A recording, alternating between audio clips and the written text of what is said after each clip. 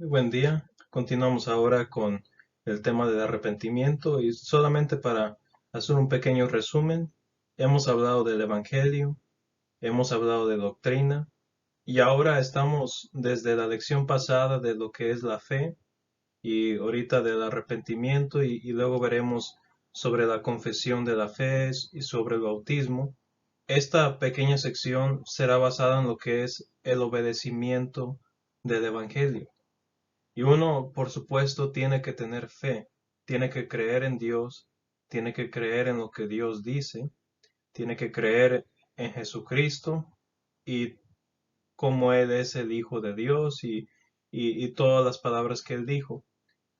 Y todo eso tiene que creerse para que uno sea salvo, pero la fe siempre está acompañada con el arrepentimiento. Es un paso, se podría decir, que uno al tener fe, al creer el mensaje bíblico sobre, por ejemplo, lo que es el pecado y al uno al darse cuenta que ha pecado, lo que sigue es el arrepentimiento. Y tal como los otros temas que hemos visto, el mundo tiene un concepto muy erróneo de lo que es el arrepentimiento bíblico. Veremos, por ejemplo, que el arrepentimiento no significa necesariamente remordimiento.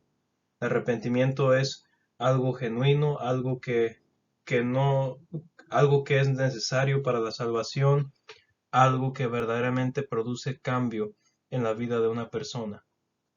Pero empecemos con un texto que habla sobre el arrepentimiento y su importancia para la salvación.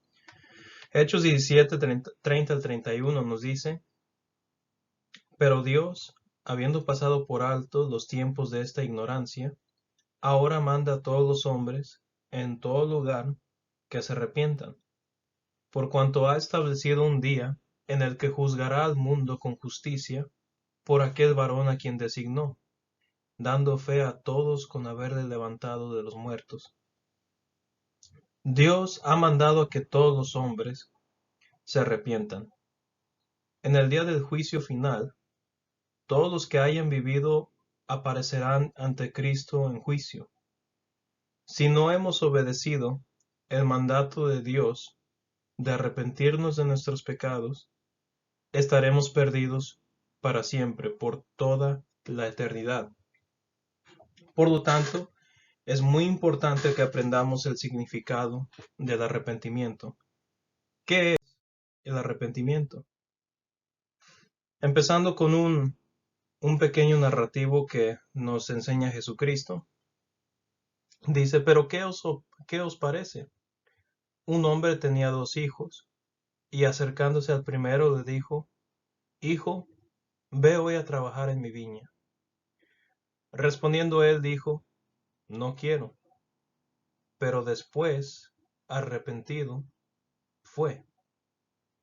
Esta parábola nos enseña el significado esencial del arrepentimiento. Al principio vemos que el hijo del señor de la parábola se negó a obedecer el mandato de su padre de trabajar en la viña. Más tarde, cambió de opinión y se puso a trabajar. Se arrepintió. Todos nosotros somos como el hijo en la parábola. Hemos desobedecido los mandamientos de Dios muchas veces, pero cuando dejamos de desobedecer a Dios y comenzamos a hacer su voluntad, y eso es vital, hacer, nos hemos arrepentido. Entonces podemos decir que el arrepentimiento es un cambio de mentalidad. Es una decisión de dejar de hacer el mal y comenzar a hacer el bien. Cuando una persona se arrepiente, cambia su vida completamente si es en verdad un arrepentimiento genuino según Dios. Tal persona decide que ya no se rebelará contra Dios, sino que él obedecerá los mandamientos de Dios, como se vio en esta persona de la parábola. Y tal como el hijo de la parábola, el arrepentimiento de uno se verá en las buenas obras que tal persona hace. El quien verdaderamente se ha arrepentido, tratará de agradar a Dios en todo. Esto es la esencia del arrepentimiento. Como en la lección pasada, cuando hablamos sobre qué causa o cómo puede uno tener fe, que como en Romanos 10:17 nos dice que la fe viene del oír y del oír la palabra de Dios, también hay una causa por el arrepentimiento. ¿Y cuál es esa causa? La causa nos dice en 2 Corintios 7, versículo 10, porque la tristeza que es según Dios produce arrepentimiento para salvación, de que no hay que arrepentirse, pero la tristeza del mundo produce muerte. El arrepentimiento es causado por la tristeza que es según Dios. Es cuando una persona se da cuenta de que ha pecado al desobedecer a Dios. Esta persona, cuando se da cuenta de esto, siente pena y tristeza por lo que ha hecho, que le ha fallado a Dios, que se ha dado cuenta de su propia pecaminosidad e ignorancia de la palabra de Dios, como vimos en Hechos 17. Este dolor por su pecado llevará a la persona a apartarse de su pecado. Por lo tanto, el dolor piadoso, que es el sentir tristeza por desobedecer a Dios, hace que uno se arrepienta. Romanos 2, versículo 4 nos dice, o menosprecia las riquezas de su benignidad, paciencia y longanimidad, ignorando que su benignidad te guía al arrepentimiento. Dios es bueno con nosotros. Él nos ha dado a Jesús, su Hijo, para morir por nuestros pecados. Él nos ha dado la Biblia para saber el camino a la vida eterna. Cuando nos damos cuenta de lo bueno que es Dios para nosotros, debemos de entristecernos por desobedecerlo y no nomás ignorar las buenas cosas que Dios ha hecho y que ha obrado en nuestras vidas. Nuestro dolor por desobedecer a nuestro Padre Celestial hará que nosotros nos arrepintamos de nuestros pecados, y así es cuando una persona llega a tener la mentalidad correcta para ser salvo. Hablemos ahora de algo que menciona la Biblia, que es frutos de arrepentimiento, y esto es esencial para lograr entender el panorama completo del arrepentimiento. Ahora hemos hablado de un dolor piadoso o de una tristeza. Esta tristeza, sí puede resultar en lágrimas, pero el llorar no es suficiente para decir que nos hemos arrepentido. Debe haber frutos. En Lucas 3, versículo 8 nos dice, haced pues frutos dignos de arrepentimiento. Y no comencéis a decir dentro de vosotros mismos, tenemos a Abraham por padre. Aquí Juan el Bautista está hablando con ciertos judíos en ese entonces, que se confiaban de que su linaje era suficiente para ser salvo. Si lo aplicamos hoy en día, a veces ciertas personas quienes no son cristianos, pero quien tienen padres religiosos, piensan que con eso serán salvos, pero no es el caso. Bueno, dice el texto, tenemos a Abraham por padre, porque os digo que Dios puede levantar hijos a Abraham aún de estas piedras. Estas palabras, como dije, fueron dichos por Juan el Bautista. El pueblo de Israel pensó que era salvo simplemente porque Abraham, el siervo fiel de Dios, era su padre, y los israelitas vendrían siendo sus descendientes, los hebreos o los judíos. Pero Juan les dijo que deberían mostrar que se habían arrepentido, mostrar arrepentimiento. Y la manera en que demostramos que nos hemos arrepentido es por medio de haciendo buenas obras. Esto es lo que a Juan se refería con frutos de arrepentimiento. Antes de arrepentirnos, hacemos malas obras. Después de arrepentirnos, debemos hacer buenas obras. Una persona que en realidad no se arrepintió, pero dice que se arrepintió, lo va a mostrar verdaderamente por cómo actúa. y por cómo habla. A cambio, una persona que genuinamente está arrepentido de sus pecados y que quiere tener una buena relación con Dios, va a llevar a cabo frutos de arrepentimiento, va a llevar a cabo buenas obras, un cambio de vida. Veamos un ejemplo de esto. Supongamos que un hombre tiene un árbol frutal en su jardín. Si el árbol no produce buenos frutos, lo cortará y lo usará para leña. Pero si el árbol produce buen fruto, lo salvará. Es solamente obvio. Si tienes un buen árbol que te da muchos frutos deliciosos, ¿por qué lo vas a cortar? No te estorbas, sino a cambio te está dando de comer, te está beneficiando. Pero uno que no te da nada, es obvio, pues, ¿para qué lo quieres? Córtalo y utilízalo como leña. Lo mismo sucede en un sentido con la vida espiritual. Uno debe llevar a cabo fruto para Dios.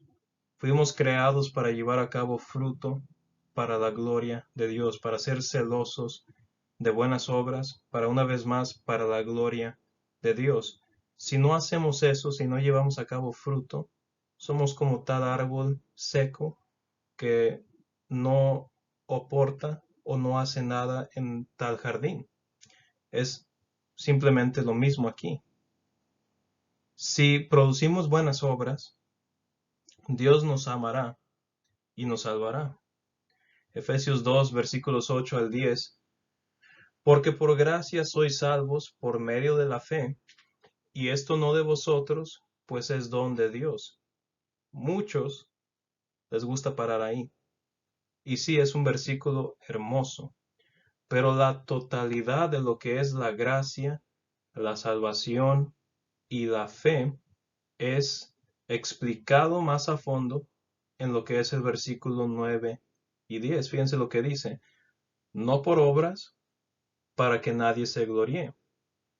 Pero luego continúa Pablo diciendo: porque somos hechura suya, creados en Cristo Jesús, ¿para qué? Para buenas obras, las cuales Dios preparó de antemano para que anduviésemos en ellas. Lo mismo nos dice Tito 3, 4 al 8. Pero cuando se manifestó la bondad de Dios nuestro Salvador y su amor para con los hombres, nos salvó, no por obras de justicia que nosotros hubiéramos hecho, sino por su misericordia, por el lavamiento de la regeneración y por la renovación en el Espíritu Santo, se refiere al bautismo aquí, el cual derramó en nosotros abundantemente por Jesucristo nuestro Salvador, para que, justificados por su gracia, viniésemos a ser herederos conforme a la esperanza de la vida eterna. Aunque no se ve en su pantalla, este versículo 8 nos dice: palabra fiel es esta, y en estas cosas quiero que insistas con firmeza, para que los que creen en Dios procuren ocuparse en buenas obras. Estas cosas buenas y útiles a los hombres. Uno, al ser salvo por medio de la fe, el creer y hacer, como le hemos platicado, uno no es salvo por hacer algo que logró como ganarse su salvación, que es algo que se lo amerita. Uno no es salvo por eso, uno es salvo por medio de Jesucristo. Sin embargo, uno es salvo para que lleve a cabo buenas obras o frutos para nuestro Dios. Lucas 3:8 nos dice esto. Efesios 2, 8 al 10 nos dice esto. Tito 3, 4 al 8 también nos dice esto. Entonces llevemos a cabo frutos en nuestras vidas espirituales. Si uno verdaderamente siente pena, dolor ante nuestro Dios y se ha arrepentido, la manera en cómo va a manifestar o probar hacia Dios y hacia sus prójimos que se ha arrepentido de sus pecados es por medio de buenas obras. Y las buenas obras no se pueden fingir.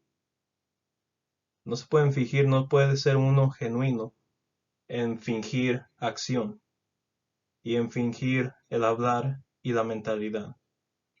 Quizá a veces a los hombres se puede engañar, pero a Dios no le engañas.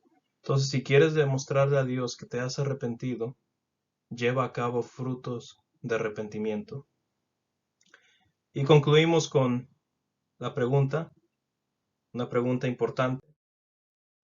¿Te has arrepentido? ¿Te has verdaderamente arrepentido de tus pecados? A veces, como dijimos, no es suficiente el mostrar lágrimas cuando oímos un sermón. No es suficiente eso para decir que hemos sellado o hemos demostrado nuestro arrepentimiento. Las lágrimas sí son naturales a veces cuando oímos el Evangelio, un mensaje sobre Cristo, sobre su crucifixión, sobre nuestra pecaminosidad. Pero el Evangelio, el arrepentimiento, perdón, va a llevar a cabo a una persona a que lleve a cabo buenas obras y una diferente o mentalidad renovada. Entonces, tal usted, ¿te has arrepentido de tus pecados? ¿Estás produciendo los frutos del arrepentimiento?